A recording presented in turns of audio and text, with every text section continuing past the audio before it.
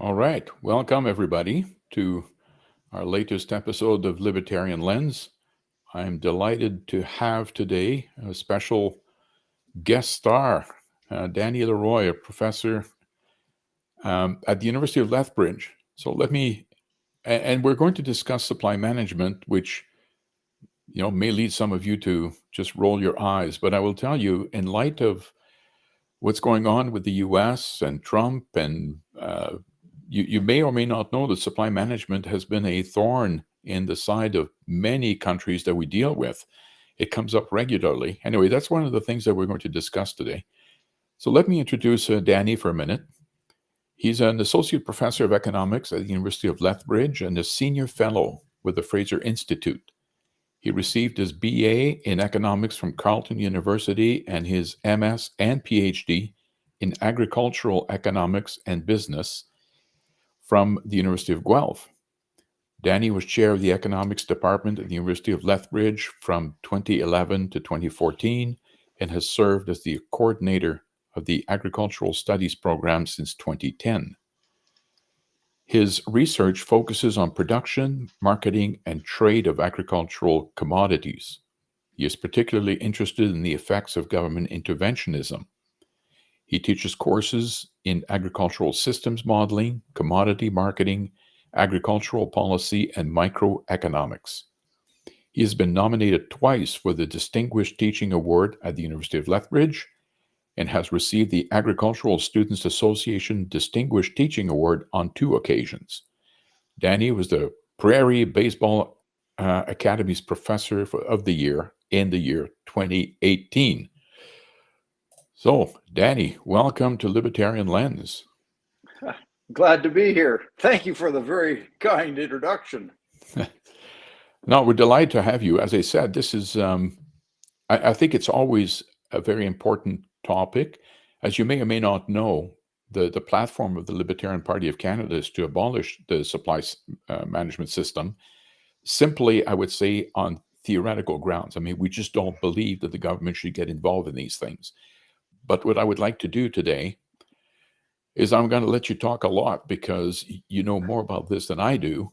But it would be interesting to know the history of it, how it came to be, and so forth, so that we can have a better understanding of what we're dealing with here. So why don't we start with that? Can you tell us a little bit about how it came to be, and the reasons behind it, and how long it's been around? Sure. Well, the origins of supply management, I think, can be traced back actually to the commercialization of agriculture in Canada and the development of cheese factories, as opposed to farming as basically a subsistence activity, where the focus was on satisfying the needs of the immediate family and selling any surplus production. The fact that at some point technological development enabled people to produce more, transportation systems improved, storage systems improved, and the fact that consumers had a preference for product consistency and homogeneity that wasn't achievable through very small scale handmade, homemade production. So it was really the advent of commercialization of dairy farming that where you can trace the origins of supply management to. The federal government first became involved in the dairy industry in 1890 with the development of a dairy branch that had responsibility for overseeing various aspects of raw milk production, aimed at improving the quality and consistency, not only for consumers in Canada, but particularly for export markets, of which the most important at the time was in England. So the policy framework which currently exists today stems from that historical background. For the people on the podcast this afternoon who may or may not be too familiar with supply management, it's just not raw milk that is a supply managed commodity in Canada. Other supply managed commodities include, in addition to raw milk, it'd be chicken, eggs, turkey, and broiler hatching eggs. And these are hatching eggs that eventually become pullets that are raised for meat, for broilers. And these are 5 commodities produced in Canada under a system of supply management. And again, to maybe put this in context, supply management is a unique system in Canada through which these commodities are marketed and produced. It involves restricting supplies at the farm level so that output is controlled, and prices are administered centrally, or discovered or fixed centrally, so that farmers, on the basis of cost of production surveys, a significant proportion of them earn a positive rate of return on their investments and cover their costs of production. So we've got controlled output, price fixing, and then to prevent a large flow of imports that would occur in the absence of further intervention. There's large import taxes that are put in place, tariffs, and these range anywhere from about 100% to close to 300% for the case of butter. Now, more recently, the supply managed system in Canada is a product of decisions or policies that were put in place in the 1970s. And these were the outworking of some challenging times after the Second World War, when prices for commodities were variable and taxpayer transfers to stabilize farm prices and incomes were quite large. And of the commodities in Canada that were covered under government programs at this time, dairy was particularly expensive. It was particularly problematic, which is why dairy has its own, raw milk has its own set of legislation, and the other commodities have their own under a different structure. So dairy has was first, supply management was first put in place for dairy in 1971. For eggs, I think it was 1973. Chicken was 1974. Turkey was 1978, and broiler hatching eggs became supply managed in 1986. So these programs have been in place in Canada for more than 50 years in the case of raw milk. And as Jacques, you pointed out a minute ago, these policies that were put in place to help stabilize and enhance farm incomes, the very laudable objectives, these have become quite problematic and are increasingly so. All right. Well, that's a very good, very helpful summary. Now, I don't want to get too technical, but the supply side is governed through the use of something like called quotas, correct? Like Right. a farmer has to purchase essentially permission to produce a certain amount? That's correct. So for all 5 supply managed commodities, for raw milk, chicken, turkey, eggs, and hatching eggs, a producer has to purchase a quota in order to sell into what is a privileged market, right? It's isolated from competition. And it's interesting to note that they purchase this quota, but it is actually technically, legally, the property of the provincial, if in the case of raw milk, it's the Provincial Milk Marketing Board. It's the provincial regulatory authority that owns these quotas, which is why over the course of time, as populations increase and needs vary, that the provincial marketing boards can increase or reduce the level of output by through the quota system. So it's a permission.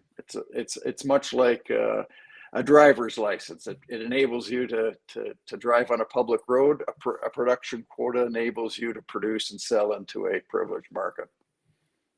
So let me get this straight. The farmer pays for this, but they don't own them. That's correct. They can use it as collateral at a bank.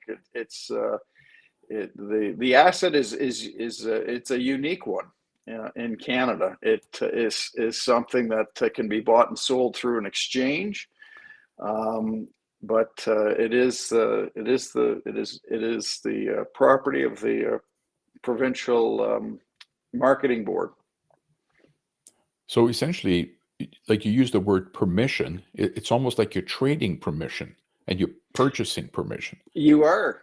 Yeah. They are. So it creates an incentive for producers to be very careful with respect to the terms and obligations required to sell into this privileged market. So making sure that the premises is clean, that if there's any medications that have been administered to animals, that these have been administered and properly, and that nothing that could sully the quality of the raw product is kept out of is not marketed. And it's right up until so details about how to keep the driveway clean in the middle of a snowstorm. These are all obligations that producers have in exchange for selling into the Canadian market. Well, it is truly an odd arrangement. I mean, that's the strangest asset I've ever heard of, I think. Like this idea that you don't own it, but you can use it as collateral. I mean, it's very unique. It is, but it's something that has worked well for the producers that are in the system up until this point. Yeah. Danny, yes. Can you help me understand how so first of all, you talked about the federal government appears to have initiated this, and then it became somehow the jurisdiction of provinces or something like that. Forgive me. But, yeah, so but it is to a federal, clarify. It's a federal provincial regulatory framework. Sure. Because this is why like Quebec particularly has interest in dairy, and there's the Saskatchewan Wheat Board. Is that also part of this framework you're talking about? No, it is not. So in terms of the Wheat Board reference you made to the Canadian Wheat Board was disbanded in 2012, right? So wheat now is a commodity that can be produced by farmers, and they have their sole responsibility of marketing it as they see fit. And has that worked well since it's been decentralized? Well, for those who wanted it decentralized, it's worked very well. You still read letters to the editor in the Western Producer griping about, we lost the Wheat Board and it's been terrible for farmers. And what other commodities are involved? Like there's, as far as I can tell, dairies. So it's raw for oil? For supply management in agriculture. There's just the 5. It's raw milk, it's eggs, it's chicken, turkey, and hatching eggs, which is, in my opinion, it's the most peculiar of the lot, because these are fertilized eggs that are sent to a hatchery and they're hatched, and the day-old pullets are then subsequently shipped to producers of broilers of chickens raised for their meat. And there's very few hatching egg producers in Canada. And what is the barrier to entry for a new producer?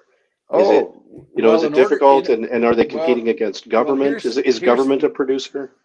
No, well, that's a very good question, David. Thank you.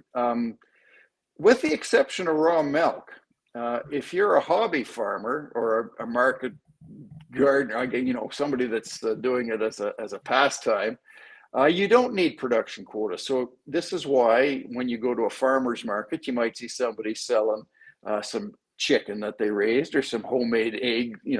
They brought in some eggs to sell, or they've got a turkey that they're selling.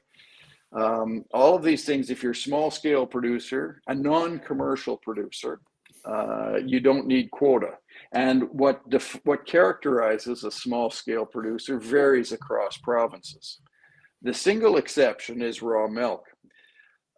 In order to sell, there's only one legal buyer in every province of raw milk, and that is the Provincial Milk Marketing Board.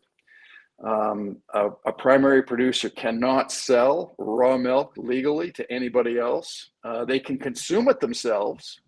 They can have family members consume it, but they do not have the ability to sell it to whomever at whatever price. And of course, there was a very famous legal case in Ontario with an individual who was trying to circumvent the legislation and allowing people to rent a quarter of the udder of the cow, so they could consume their own milk, but their own raw milk. But that enterprise has been shut down.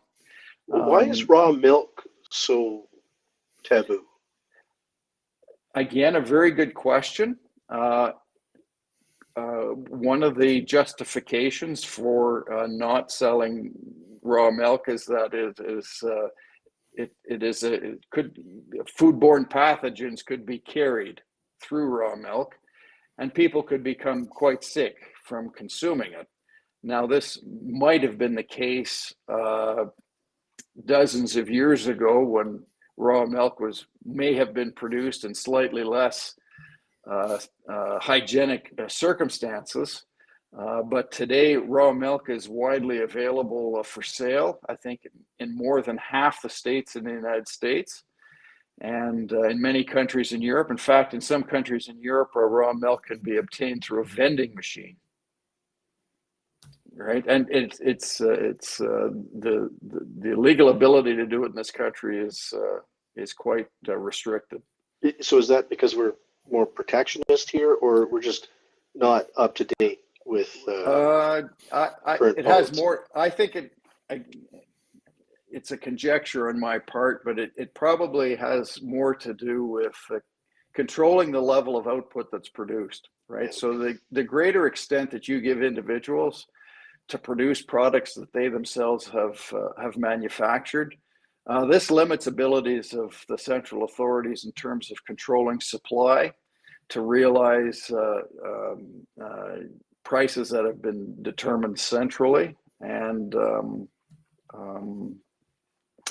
in a nutshell, it makes the problem for the central planner more difficult, the greater the scope of marketing opportunities among individuals. Does that make sense? Yeah. Danny, this is not supply management directly, but I do have a question. There's an enormous amount of political resistance to doing away with it, and a lot of it has to do with the weight that Quebec carries, because they have, I think they produce something like 55% of the total. It's a little less. It's a little less than half, but it's large. Very large. Okay. Now, so that compared to its population, it's disproportional, and I wonder if you know why that is. Is this an element of comparative advantage, or some historical reasons, or do you know? Well, if we go back to the origins of supply management, it has to do with the commercialization of agriculture. At one time, farms in Canada were mixed farms. They produced quite a variety of different outputs, and dairy cattle were often kept as a sideline. It was a sideline business. In fact, when supply management was implemented in Canada and dairy in 1971, there was close to 100,000 dairy farms in this country. And over the course of time, there's been tremendous rationalization. There's about 9,000 left. And as you pointed out, part of this has been the outworking of increased productivity,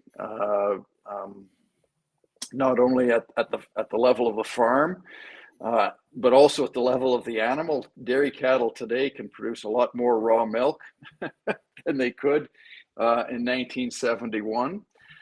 We've become farmers have become very efficient in converting various inputs into output.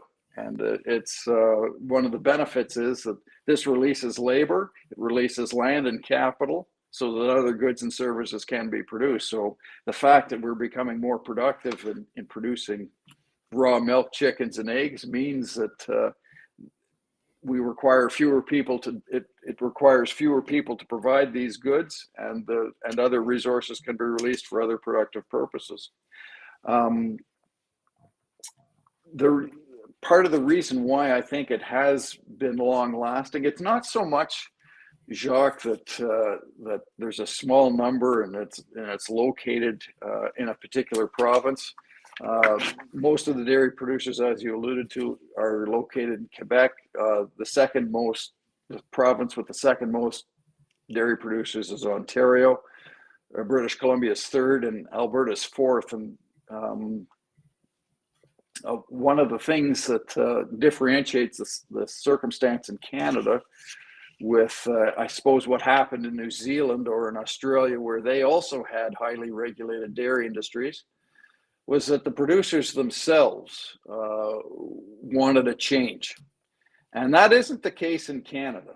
Those that are currently producing raw milk and other supply managed commodities, the majority of them like the system the way that it is. And it's an example of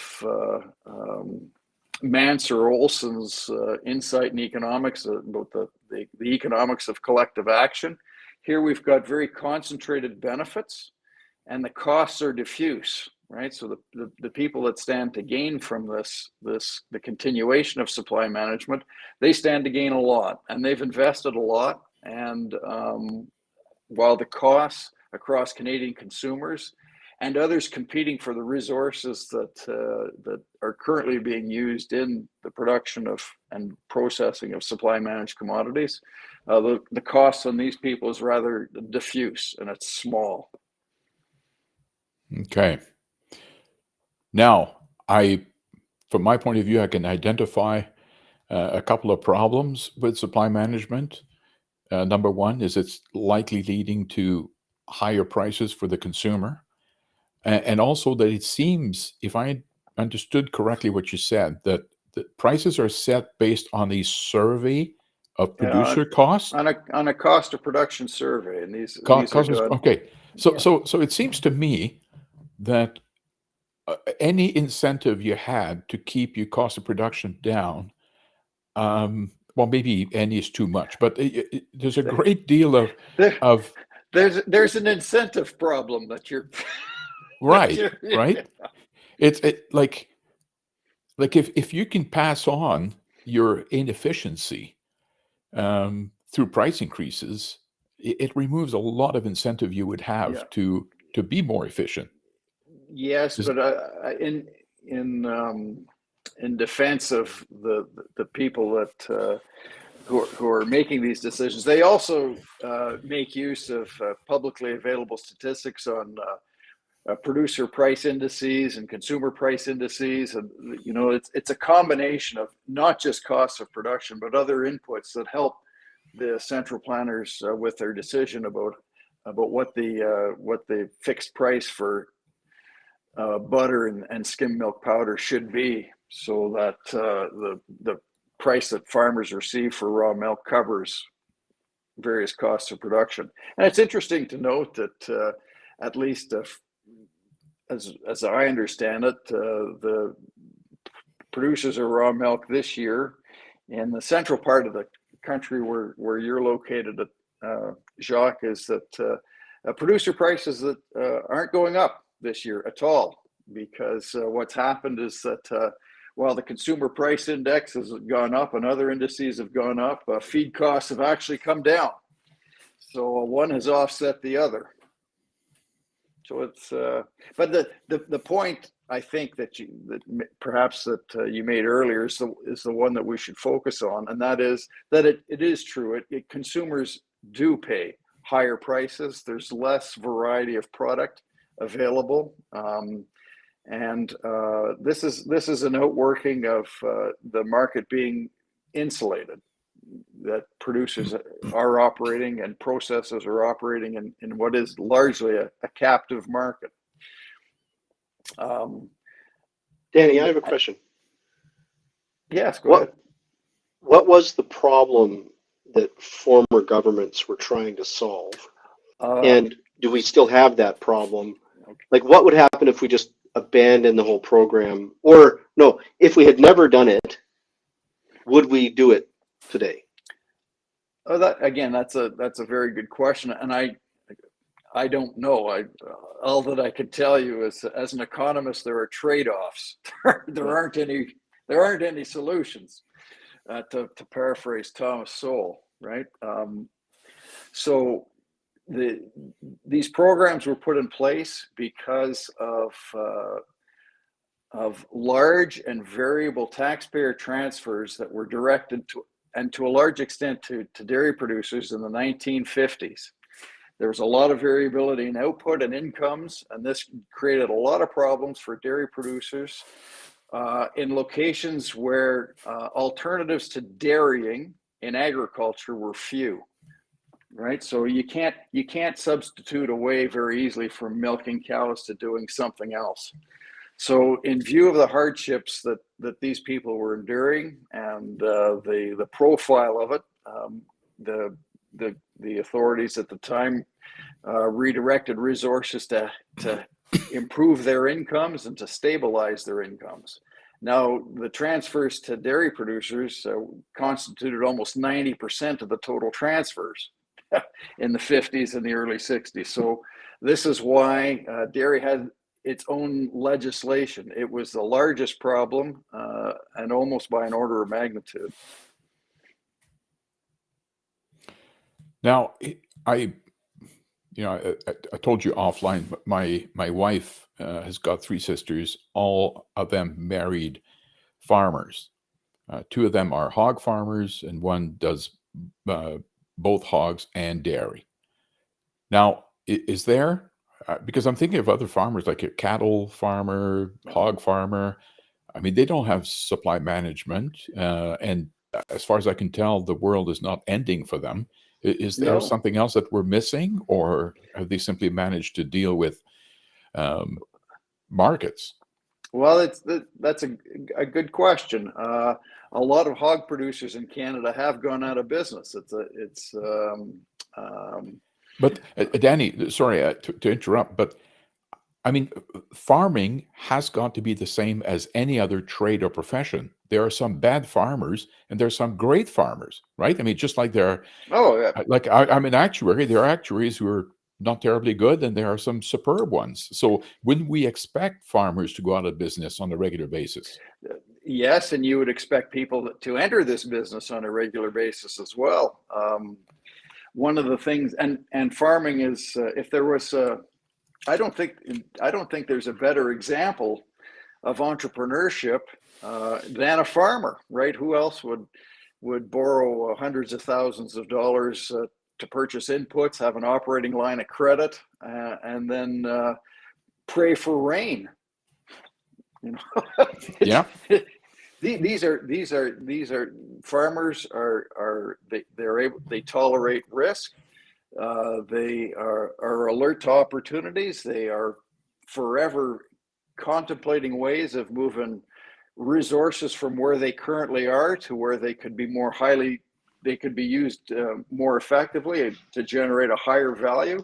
Farmers are the exemplars of entrepreneurs. Now, one of the things that you described a moment ago is there's something special about raw milk. Is there something special about eggs or chicken that merit legislation to protect themselves against risk? And physical risk or price risk, and I'm not sure what the political. Well, we know what the political answer to that question is, but there's nothing that there's nothing special, I don't think, about these commodities. They're perishable, but so too are fresh cut flowers. And a good argument might be made that the fresh cut flowers are even more perishable than raw milk. And the market for fresh cut flowers is global, right? The Alsmeer tulip auction in Holland, they sell cut flowers at an auction, and these flowers come from all over the world, and they're sold at auction there, right? So if fresh cut flowers are highly perishable and they can be sold at an auction, certainly something that's perishable like raw milk, it could be sold on a forward contract basis. It could be part of a production loop. There's lots of ways that raw milk could be marketed in place of the way that it currently is. And the same can be said for chicken, for turkey, and eggs and hatching eggs. Right. Now, we've talked about a couple of downfalls to supply management. Any other ones that you can think of? Well, there's if we remember the people involved, Jacques, and right, there are some who benefit, and there are some who for whom supply management makes their activities more challenging. Supply management makes it more challenging for consumers to access lower priced products, perhaps produced from individuals outside the country. It makes it more expensive, more challenging for producers to expand their operations than it would be in the absence of this. It makes the fact that supply management exists, the returns to producers might be higher than they would otherwise be. It enables them to bid up the prices of resources and away from other farmers, and it limits the ability of producers themselves to orient their businesses to satisfy the wants of final consumers. It might be something like raw milk we talked about a moment ago. It might be something that's a specialized product like a golden milk that's produced by Guernsey cattle. It's so the color of the milk is different, right? And opportunities to satisfy what it is that the consumer wants, where he or she wants it, the form that they want, made the way they want, and so on and so forth. Supply management stifles that ability of these otherwise very good entrepreneurs. It limits their capacity. It limits the extent to which they can make a difference and satisfy the wants and the needs of their fellow Canadians. In fact, one of the things that I like to point out to people is that supply management doesn't protect producers from foreign competition. Supply management protects producers from their fellow Canadians who might choose to purchase their products from suppliers other than those that are currently located in Canada. So it's not something that's a patriotic thing. I support supply management because it's made in Canada. It's something that supply management protects these producers from their fellow Canadians, which isn't quite as noble or honorable. Right. Wow, very interesting. Okay, I wanted to bring up, well, you've already done so, the experience in New Zealand. You know, from a layman perspective, and I was not aware of what you said, which to me is quite interesting, that the producer themselves wanted to do away with their supply management. So that's kind of a very, very different perspective. But my understanding is that it's been absolutely transformative doing away with that, because now I understand that they are one of the largest, at least on a per capita basis, exporters in the world. I mean, it's a thriving industry that depends mostly now on foreign markets. First of all, is that true? And number two, I don't know if you're close enough to be able to speculate as to why the producers in New Zealand would have a different viewpoint than Canadian ones. Okay, well, two reasons, Jacques. First is that the current system in New Zealand, its origins can be traced to the financial crisis that New Zealand encountered in 1984, and agriculture generally and dairy specifically were part of a larger transformation that took place, essentially because the government could no longer subsidize the various productive activities to the extent that it was. So a lot of market liberalization took place in 1984 that transcended agriculture, that transcended dairy. So dairy producers they weren't treated any differently than anybody else, for lack of a better descriptor, right? But there was a rapid transformation from being a highly isolated, very regulated environment to one that was much less so. A second change occurred in 2001 when the state-run export monopoly was done away with in New Zealand, and in its place, a large firm, Fonterra, evolved. It's a cooperative, or was, and it was the main organization through which farmers sold raw milk, was processed, and then directed to satisfy the wants of consumers in export positions. So and it is remarkable, as you point out, right? New Zealand's on the other side of the planet. It's a tiny little island. I don't know, there's 4 million, 5 million people live in New Zealand, and yet they can produce raw milk at a fraction of the cost that we can here. And they can outcompete us. How is it possible that somebody on the other side of the planet can do this?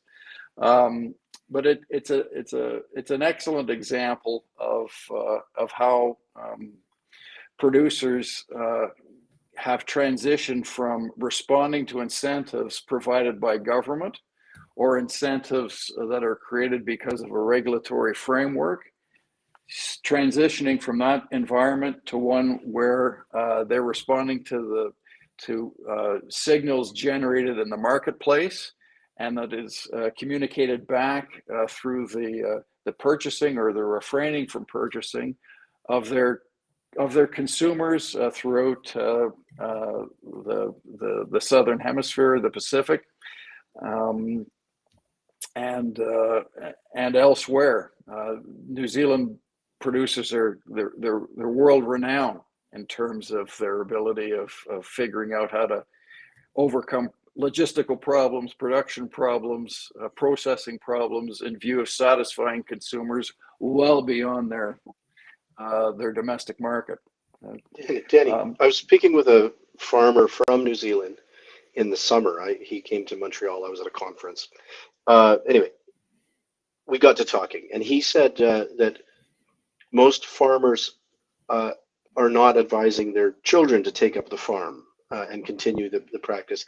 So does the current system in New Zealand favor large producers, and does the current system in New Zealand have the same kind of monopoly problem that we have in Canada? Well, farmers, the children of farmers here are getting the same advice as what you just heard, right? No, this farming isn't easy. It's not easy. It's not for for noodle arm people who've got weak knees, right? So the pursuit of economy of scale, right, is on both sides of this fence. Right? It is, and I think as people become more wealthy, generally, they are making choices with respect to how they allocate their resources in terms of the food that they buy, and there seems to be an ever more clear distinction between large scale production of homogeneous products, right? So it's a number one hard red spring wheat, and it doesn't matter who produces it or where it comes from. I'm producing a homogeneous product for a mass market, the production of commodities of that sort lends itself to very large scale production with low per unit costs. Very difficult to get into that business. And there's a relatively small number of producers of that scale in Canada. And I would imagine the same in New Zealand. On the other hand, we also see a large number of smaller producers who have higher cost structures, but this is they cover their costs of production because they're producing a good or a service that satisfies the want of a buyer who is they want some product differentiation. There's something special about it. Not only are they buying the supper, but they're buying the story behind the supper, right? And we've got many examples of this in Canada where if you go to a farmer's market or a local non-chain restaurant, what is it that you see on the menu, right? These are the steak is coming from a local supplier, or the cheese was made from a small scale producer just outside of town. The people are willing to pay a premium for these these products, for these meals, and the same is true if you go into the grocery store. Have a look in the meat counter, or in where the vegetables and the fruit and vegetables are. There's the low cost stuff, and then there's the other stuff. And the more adjectives you can put in front of it, the higher the price it seems that you can obtain. All right. Now let's move to the most contentious, I suspect, aspect of this podcast. So, Danny, as I've mentioned before, one of the elements of the platform of the Libertarian Party of Canada is that we would do away with supply management. Now, imagine for a moment that I am now the Prime Minister, and I reach out to you to be my advisor to do away with supply management, because, and you and I, when we met back in November, we had a conversation about that, but for the benefit of our viewers, I think in a way we're going to replay it. So I came at this and say, well, I want to do away with it, but I don't want to be cruel, in the sense that farmers who in good faith purchase these quotas, should we compensate them? Should we? And your answer was, I must admit, I was a bit surprised, but I'm not going to speak for you. So if you're my advisor, how do we do away with supply management? Again, there are just trade-offs, right? So I think when you initially asked me that question a few months ago, that your premise was, well, these people have to be compensated.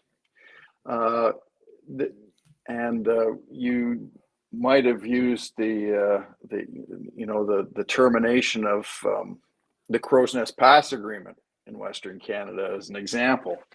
When the Crow's Nest Pass agreement was terminated and the Western Grain Transportation Act was eliminated, farmers in Western Canada were compensated. And depending on where they were located, some farmers received more, some farmers received less. The takeaway there, however, is that in this legislation, it was very clear. I think it was Article 1E that said the statutory freight rates were to remain in place in perpetuity. So in the legislation, the subsidization was to continue indefinitely. So there was a requirement, or perceived requirement, to compensate the producers in Western Canada for the loss of their transportation subsidies. There's no such clause in any of the supply managed legislation that I'm aware of that says these programs have to be in place in perpetuity. So when people are purchasing a quota, yeah, they're doing it in good faith, but there's no legal framework saying that this system is going to last indefinitely. There's a risk, just like everything else in life. Things could change. So if you don't want to be cruel, well, we have to remember the people involved. Now, in Canada, the people have been paying higher prices for dairy products and chicken and poultry and eggs for years and years. It's not very much more, but it is more than perhaps what they could get if they had access to imported products. That if the import taxes weren't 100, 200, or 300%. It's kind of like what I can't remember which book von Mises described this in. He says, if suddenly you realize the legislation is harming people, the realization is kind of like, well, you're driving a vehicle and you run over a pedestrian, right? And it's like, oh my goodness, I just realized that I've caused somebody some harm. This policy has caused somebody some harm. Compensating them is like putting your vehicle in reverse and trying to help out. And while you're doing so, you back over the pedestrian a second time. You're hurting them twice, right? My point is, and I think this is, Jacques, why it surprised you a little, maybe why it surprised you, is that to provide a transfer for the elimination of supply management, these resources must first be taken from somebody else, right? Government has no money of its own that it does not first take from somebody else. So in order to compensate producers of supply managed commodities, not only have they benefited from selling into an insulated market for more than 40 years, now we're also harming Canadians yet one more time to compensate these people for the elimination of a program which the supply managed producers have benefited from for a long period. So rip off the Band-Aid. If this is what they did in New Zealand, in Australia, what happened there was that when their highly regulated dairy industry was deregulated, and there was a system that was put in place where consumers paid, I think it was 12 cents a liter more for raw milk. There's an extra bit that the consumer had to pay. It was a tax on the consumer, and the revenues that were collected through that tax financed the transfer to dairy producers. So again, but there's no real solution. There's a trade-off, right? So to placate one group, another group had to be, the resources had to first come from them. But it was something that the producers in Australia supported, and it was also something that the consumers supported. So if I was to give you some advice, Jacques, it would be to search for an outcome like that, where both counterparties to a transaction, if they stand to gain, it's a win-win. But the problem in this country for that outcome is that to a large extent, I think producers are very happy with the system that they currently have, that the benefits are concentrated and the costs are diffuse over large numbers of people. But there are long-term consequences, right? They rather than being responsive to a changing market circumstances, these individuals are beholden to incentives provided by government and the regulatory framework within which they operate. There's no easy answer here, and it's costly. I want to dig into this concept of placating the masses, or placating some voters. You were talking about this march toward supply management. These policies were advanced, you said, through the 60s and 70s. Now, before that as well. But you highlighted something about the 60s and 70s, Right. and my memory is telling me that there was like 22 years of Liberal Party control in Ottawa, Mackenzie King, and then St. Laurent, the prime ministers there. There was like Right. five or six terms where the Liberals were in power. Why was this policy so important to continue buying their votes in the rural communities? Because that's how I see it. I see it as Well, there could have been other solutions to, because you said there was volatility in yeah, the markets, and but other solutions were at hand. It's very interesting you point that out, because when the Agricultural Stabilization Act was put in place in 1958, it actually was John Diefenbaker who was was the prime minister, right? So and he's from Right. a rural background, so that perhaps it's the case that the prime minister at the time and the finance minister at the time had more connection with Sorry, rural yes, you said the 50s. My memory, I said 60s and 70s, but no, you were talking about after the World War II and then into the 50s. So 1958, John Diefenbaker. Yes, that's right. Now, then Lester B. Pearson followed him from 1963, and then all the way through Pierre Trudeau to the end of 1979. So was it? And Eugene Whalen figured prominently here, right? Oh. He was a very effective Minister of Agriculture, and from what I understand, Pierre Trudeau wasn't too particularly interested in farmers, but Eugene Whalen was, and he could speak there.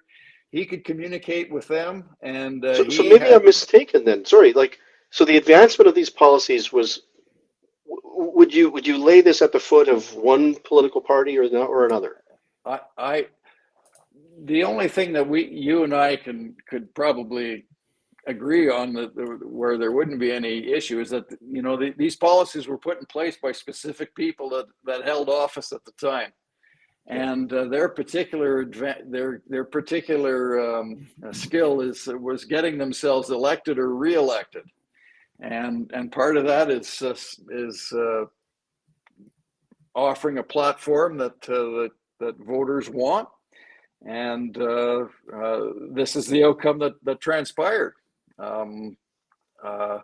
I've been told on a few occasions that if you want to get yourself elected, you need to tell people what they want to hear, but if you want to really help them, you need to tell them the truth. It's kind of like if you go to the physician, what do you want? You want the truth, right? Welcome to my world, Danny. Welcome to my world. I have a lot of sympathy for you.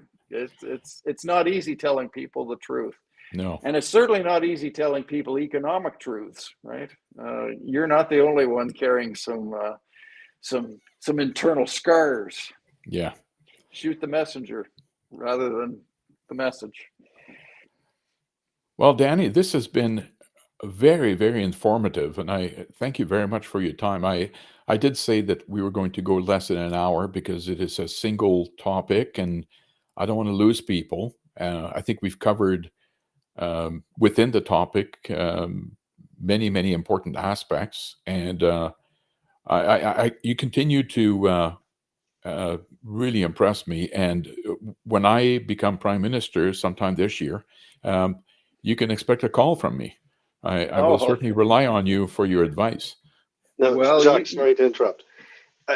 It sounds like you want to wrap up a bit, but there is in fact one, I think, a really important topic that I'd love to hear Danny just ruminate on for a bit, and that is, why is Donald Trump making statements about supply management in Canada? Well, it's a great question. So it's one of the things that we've seen in the first Trump administration and now this one is that he certainly has a high opinion of tariffs and how effective they can be, and maybe that's likely misplaced, but he has a high opinion. And one of the things that is a sticking point, of course, is that supply managed commodities, they're insulated, and it prevents producers in the United States from selling to Canadians at a profit, right? So The fact that there is huge import taxes on butter and cheese and eggs, and the long list of products that it limits the ability of American producers to expand their enterprises. So can I make a statement here, and you tell me if I've misunderstood this? He says they won't take Canada. They won't take our eggs. They won't take our produce. They won't take our that. And then, but what I think is happening there is that, and Canadians currently are a little bit annoyed that Donald Trump has taken this stance. But my feeling is Canadians should be upset with our own governments because we're paying higher prices for these commodities in a protected market, where we could get lower prices on the same products if we could bring them up from Montana, bring them up from New York State. I think you're hitting the nail on the head, David. Right? It's not that Canadians won't take these products.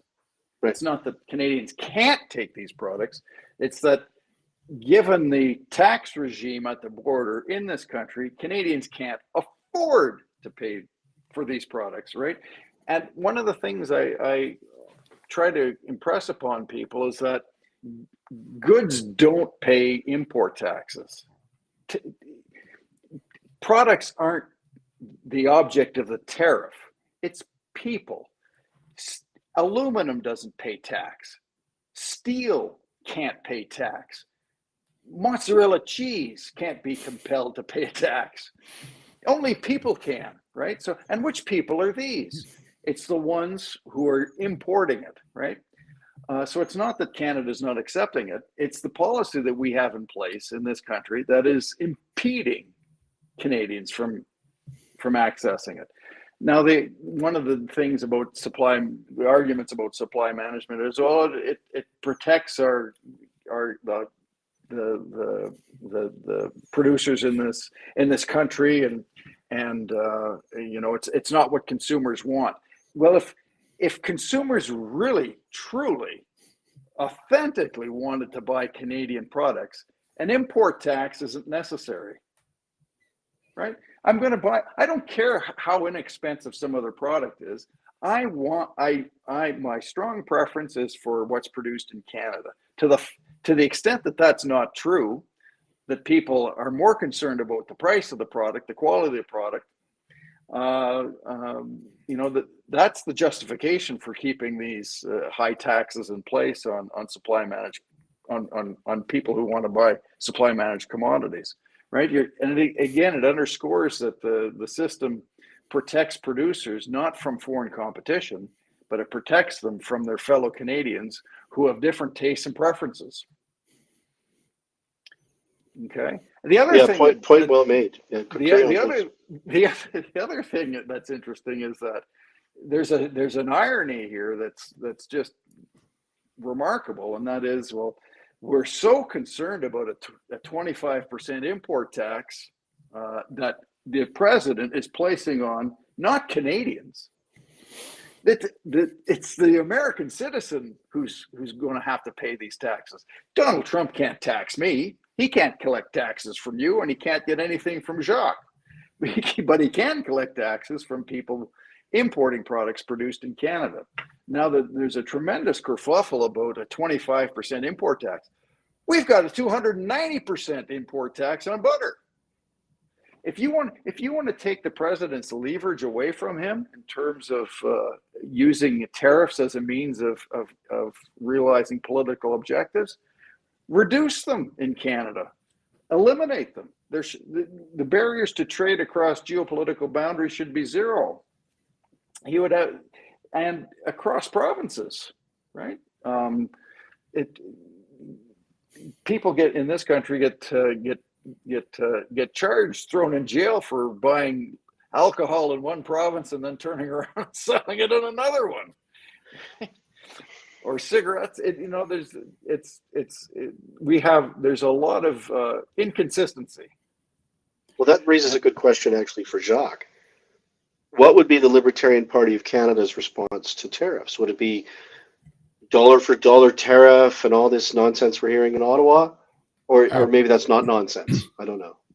No. We would do like let me repeat our platform.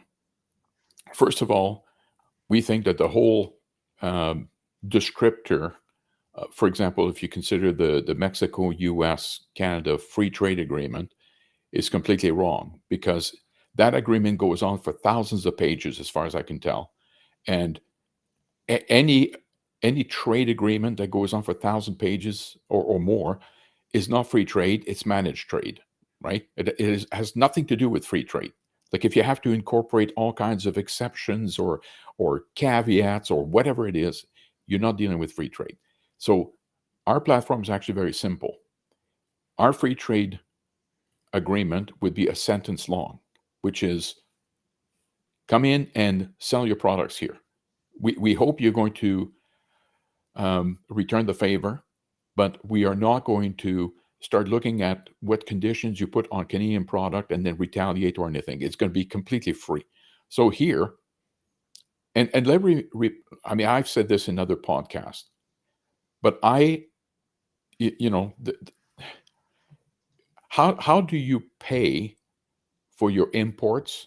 Well, you pay them through exports, right? So I would like to think that I could sit down with Trump and point out to him that if he continues this way, we're simply not going to be able to purchase as much, simply because we have fewer exports to trade with, right? I mean, it has nothing to do with being retaliatory or anything. This is just a fact of life. If we haven't got enough, we can't trade with them, right? So if he wants to sell his products here, he has to understand. And I think for all the faults that he has, he is clearly an intelligent person. And I think I could get that across to him. Meanwhile, of course, the other thing I would say, it has nothing to do with supply management, but the ongoing clown show with the Liberals, where they have appropriated for themselves the moral high ground, which they think entitles them to continuously demonize and belittle him and make fun of him, has put us behind the 8 ball. I mean, I keep saying, I hope he's not vindictive enough to want to take it out on the Canadian people who had nothing to do with this. But, I mean, surely to be the leader of a party includes being a diplomat. And to be a diplomat is to not always constantly make fun and belittle your neighbor, right? I mean, if you have those thoughts, keep them to yourself. You don't go public with them. Because I think the Liberals have antagonized him so badly that I think he perceives that there's, well, if anything, like I'm like he keeps talking about Trudeau as the governor and right. So I mean, it's kind of the tit for tat, and it didn't come back. It didn't start with him. It started with the Liberals, constantly. So anyway, digressing, but to answer your question is that no, there would be no retaliation on our part. There would be negotiation, like in terms of trying to make him understand that we pay imports through exports. Just before you respond, Danny, sure. I want to share this clip because Jacques just commented on this clown show in Ottawa, and I want to highlight how crazy, like Chrystia Freeland is ready. Like if she wins the leadership of the party, she's ready to take us to war. I think. Like listen to this. I think she's unhinged. Here we go. I hope the audio works. I have a message today for President Trump. If you force our hand, we will inflict the biggest trade blow that the United States has ever endured. What could she possibly be talking about? I don't know. It sounds like there's some Canadians that are in her crosshairs, because the only people that she can penalize first, the first implication is on Canadian citizens. That's scary. It's kind of like. Well, I think the biggest trade blow is that I think she's volunteering to be exported to the U.S. I mean that to me would be the most the most punitive action that we could do to those poor people. Send her to the south. Yes. I think she's talking about cutting off oil. and electricity from Quebec, oil from Alberta, electricity from Yeah, Quebec. but I think she's talking about. yeah, but that It's harms insane. that it just harms producers of electricity in Quebec. It harms the individuals. You know, it just you're harming your. It is like being in a boxing match, gentlemen. It's like being in a boxing match. You enter the ring, and your opponent starts punching himself in the face. Right? You're doing damage to your own person. Right? Yeah. What's the appropriate response? Do you start punching yourself in the face? You start stabbing your toenails, or it's like what Jacques says. He said, okay, we'll negotiate, sir. I think if you want to win in a boxing match, you shouldn't be punching yourself in the face. That's counterproductive. And actually the worst course of action is to inflict damage on yourself. If your opponent, if your competitor is harming themselves, you should just sit back and get out the popcorn, watch, and enjoy if they're not willing to listen to you. Right. Well said. All right. I think we should end it here. I think it's been great. And Danny, we should actually forcefully look for another topic, because it's been wonderful having you. We shouldn't forcefully look. We should intentionally look. We should peacefully look for another topic. And I'd be delighted to come back in. This was a very enjoyable conversation that I've had with both of you this afternoon. I'd like to do it again. Well, let's end it there then. And for those of you that were tuning in, please like, share, subscribe, share it with friends. Thank you for being here. We didn't have as much chat, and no, there was no Q&A today. Just a couple of comments at X and YouTube. But Danny, I'm going to share links with you that you can pass this around to colleagues or friends or whatever you wish. And thanks very much. Good to see you. You're welcome. You're welcome. Enjoy the Jacques, rest of your day. Jacques, stay warm. Yeah. Oh yeah. Here's a funny one. I just before we got on, we now have a temperature warning, right? Because it's going to drop to minus 19 tonight. Now, as I mentioned to you before, with my employer before I retired, I had to go to Winnipeg on a regular basis and made many friendship with other people there. And I remember one day pointing out to this colleague of mine in Winnipeg that the schools had announced that recess was going to take place indoors because the temperature was minus 20, and it just was not humane, right, to let the kids out. And her reply, like in typical Winnipeg fashion, she said, minus 20. She said, Jacques, here in the winter, we hope to get to minus 20 most days. Yeah, that's right. And of course, they send their kids out when it's minus 30, right? People have been so coddled here, but they don't dress appropriately. That's the big thing. Like, you go to Winnipeg, and I was taken aback by how fashionable women are. I mean, they got these very, very warm coats, but they've been designed in a very pleasing way. But here people think they can go through the winter with a windbreaker, and then they complain that the winter is harsh. Why, duh. So speaking of minus 20, that's exactly the temperature right now outside my house. It'll reach minus 28 this evening, overnight, and no wind at all. It's a beautiful, still day, a little bit cloudy, and that should remind everybody that the heat in my house is not coming from windmills today. It's not coming from solar panels today. It's coming from good old liquid natural gas. Thank you to Northwestern Alberta for that wonderful energy. Right. Amen. Okay. Well, I'm going to have to go here. So, signing off. Thank you very much. And Danny, let's keep in touch. I'd like that very much.